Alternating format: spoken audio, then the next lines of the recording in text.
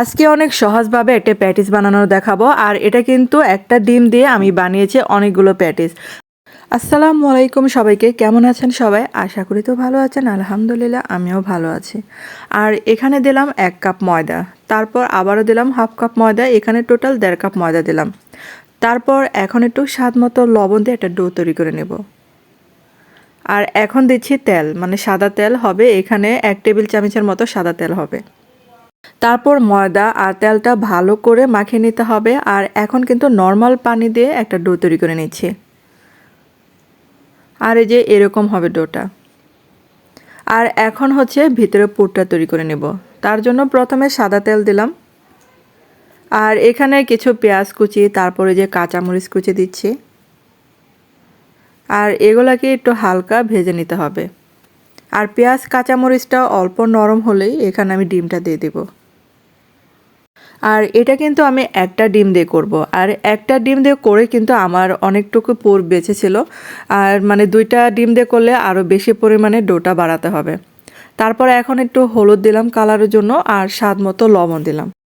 এখন এই যে পুরটাকে একটু ভেজে নিচ্ছি।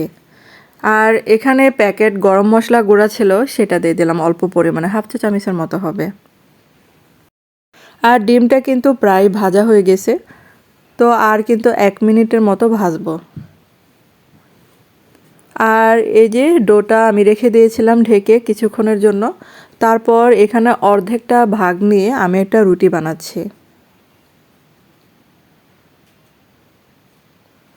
আর এই যে একটা রুটি বানানো শেষ, তার এর উপরে আমি কিন্তু তেল মাখিয়ে নিয়েছি। তারপরে যে কিছুটা যে কর্নফ্লাওয়ার ছিটিয়ে দিলাম। আর অবশ্যই কর্নফ্লাওয়ারটা দেওয়ার চেষ্টা করবেন, কর্নফ্লাওয়ারটা না দিলে এই ভাজটা কিন্তু সহজে হয় না, বা কর্নফ্লাওয়ার যদি না থাকে ময়দাও দিতে পারেন এখানে। তারপর দেখেন আমি মানে সেম পরোটার মতো ভাজ করছি। আর প্রত্যেকটা ভাজের উপরে আমি একটু তেল মাখিয়ে নিচ্ছি, আর একটু করে মানে কর্নফ্লাওয়ার ছিটিয়ে দিচ্ছি। আর এতে করে ভাজটা সুন্দরভাবে খুলে যাবে ভাজার সময়। তারপর এই পরোটাকে আমি একটু মানে বেলনের সাহায্যে বেলে নেব। আর এই নাস্তাটা যখন তখন মেহমান আসলে বানিয়ে দিতে পারবেন, মানে তেমন কোনো ঝামেলা নাই।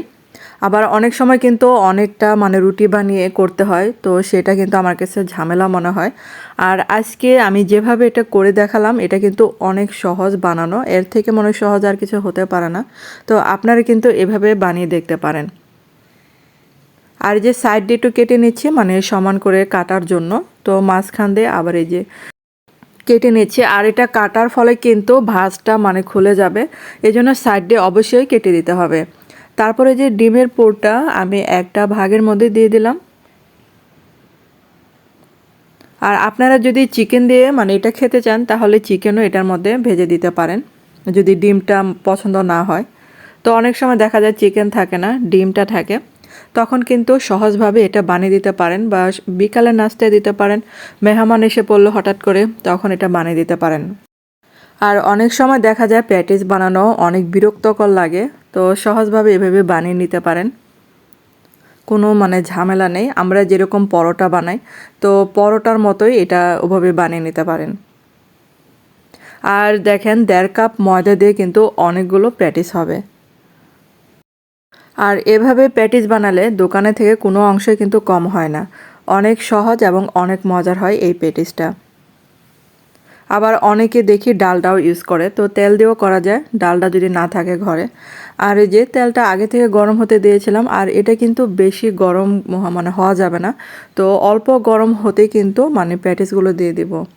আর চুলার জালটা একদম মিডিয়াম আঁচে রাখতে হবে, নাহলে আবার উপর দিয়ে পুড়ে যাবে, ভিতরেটা মানে হবে না, কাঁচা কাঁচা থাকবে। আর আস্তে আস্তে ভাজলে দেখা যাবে যে মানে প্রত্যেকটা ভাঁজটা খুলে যাচ্ছে।